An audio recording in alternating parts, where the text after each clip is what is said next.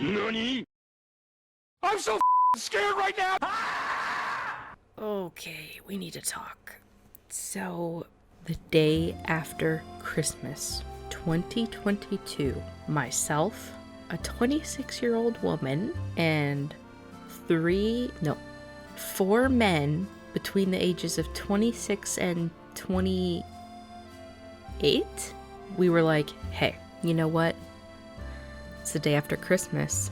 We're not kids anymore. We didn't get toys for Christmas. We don't have anything to play with. We don't have anything to do, right? Like, we were bored. And so one of us said, I got an idea. I don't remember who it was. Let's go see a movie. And we were like, okay. And they were like, how about Avatar? Well, not everyone wanted to see Avatar. So then we were like, hey, what if we go see Puss in Boots, The Last Wish? Nobody had any complaints about that. There wasn't a whole lot of other things playing in the theater at the time. So we all agreed to see Puss in Boots. Now, I was very skeptical. I didn't actually want to see Puss in Boots. I was just going to please other people. And because I'm like, well, maybe I'll still enjoy myself. Maybe it'll be fun. But I was not looking forward to the movie itself. Honestly, I thought, if anything, I can get a good nap in, because these days I don't sleep much. I've been dealing with insomnia, so during the night, and so I'm thinking to myself, hey, maybe I could just, I'll catch some Z's in the theater, because I have actually fallen asleep in movie theaters before, and it's nice, it's not bad. It's a nice place to get some shut-eye. We go to see this movie, right? And it was very pleasantly surprising. Puss in Boots: The Last Wish is a good movie. It's not just a kids movie. I thought it would be just a kids movie, but me and my friends and my husband, we are in our late 20s, and we were all cracking up, guys. Some of the funniest parts were, there is a dog, I think a Chihuahua in the movie. What's his name? Perito? I'm just gonna say Perito. Wait a minute, what does that mean? Oh, it means puppy or doggy. That's so cute. There's this Chihuahua, Perito. He wants to be a therapy dog, like a service animal, but he's not, and he's a very just, average animal, so he probably won't ever be a therapy dog, but it's his passion to become a therapy dog. And he does this thing where whenever anyone was under stress, he would just be like, you want to rub my belly? And he would just like stand up on two hind legs and hold up his shirt, because he wears a shirt, and his belly just like flops out, and it was just the funniest thing, and it had us dying. Another really funny thing was, if you can believe it, again, this movie is kind of like marketed towards children, right? So like you think it's gonna be a kids movie, but this movie had bleeps, like which implies language, right? And there would be scenes with characters that it would just be like, well, you know what? You're just like bleeping out these words. And me and my friends were like, what? But we were cracking up because it was so funny. Such a simple thing that had me dying in the theater.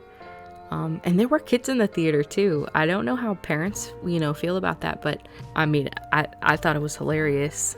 The movie had some pretty good humor. It was entertaining, and again, there were other things and jokes and different lines that had a group of full-grown adults laughing. I don't know if it's a good thing or a bad thing, but what else did I like about it? I liked the lesson, or I guess the moral of the story. Every film has a point to make, or a moral of the story. I guess like the lesson and the point to make in this film is letting go of selfishness and humbling yourself, and why that's important. and you know, how that might help those around you.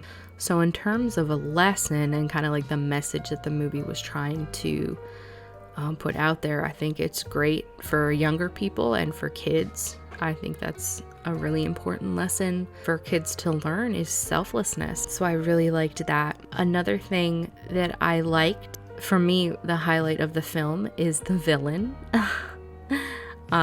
Death. He's kind of like the Grim Reaper, but he's basically the big bad wolf, you know, because it's Puss in Boots, so it's like it has to be a fairy tale character. So yeah, the big bad wolf, guys, he was so scary. Like, if I was a kid and I went to see this movie, I would have been terrified of this character. He's got like these terrifying red eyes. You know, he wears all black. His persona is just terrifying. And the film did it so well, making him an actually scary villain. And at one point, he doesn't appear in the movie for a while, and you don't like forget about him, but you kind of, you know, you forget about the desperation and intensity, knowing that this villain, sorry, the heat just turned on, knowing that this villain is coming after Puss in Boots. You kind of forget about the urgency, right, of that. Then when he shows up again, it's like, oh crap, oh no, oh no, and you're just like, I'm so freaking scared right now. And he wants to kill Puss in Boots, because he is deaf, and Puss is on his last life, or he's run out. I think he's on his last life, right? And death, it has come for him.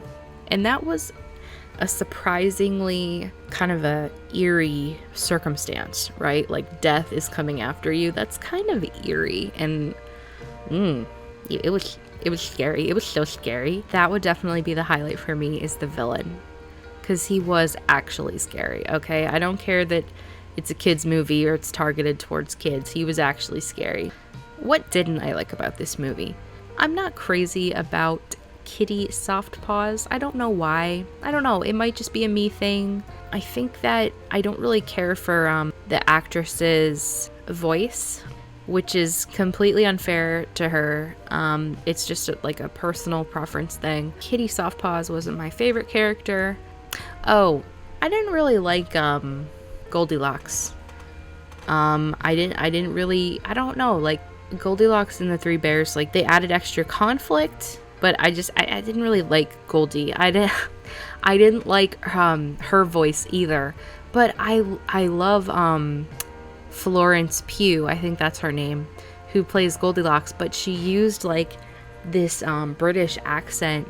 I think it's British. I don't know. Someone might come at me in the comments and be like, that's a Yorkshire accent. I don't know what it was, but I didn't like it. I don't know. I'm sorry, but it's just, again, personal preference. I didn't really like it. But the Three Bears were fine, and I understand, you know, it's fine. I'll be fine. I just think that if Goldie had had a little bit of a different voice, I would have enjoyed her more. Not a different voice actress, just a different tone, I guess. I don't know. Basically, Puss is out of lives, and he wants to find this star that has fallen from the sky, which will grant anyone one wish if they can find it. And he wants to wish for more lives. So the whole movie is him fighting other people over this map that leads to the star. Everybody wants the wish. Goldilocks and the Three Bears want the wish. Kitty Softpaws wants the wish, and Puss wants the wish. Oh yeah, and there's this other villain who honestly was a little bit forgettable. I actually forgot about him.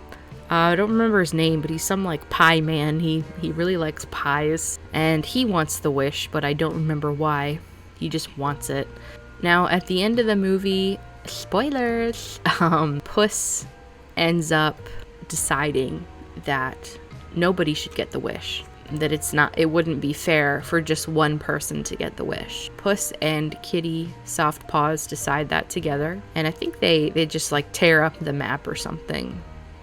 And they make the decision together that neither of them want to make the wish. And I felt like that was kind of a nice ending, and a good lesson. Again, going back to the lesson of selflessness. giving up something and humbling yourself for the benefit of other people. I think that's something that a lot of people, including adults, need to learn. In fact, I know many adults that need to humble themselves and learn how to be selfless. So yeah, that's my review for Puss in Boots: The Last Wish. I hope you guys enjoyed this video, and I'll see you all next Saturday. Oh yeah, and be sure to actually go out to the theater and see the movie, because we need to be supporting our movie theaters. Since COVID, movie theaters have really taken a hit with online streaming and streaming services just completely taking over and taking the spotlight. We really need to be supporting our theaters. Going to the movies and movie theaters is something that we need to protect at all costs. I'm not ready to give that up. Make sure you go see it in the theater and support it. So yeah, that would be my advice. Don't forget to like the video and subscribe for me. That would be amazing. Toodles.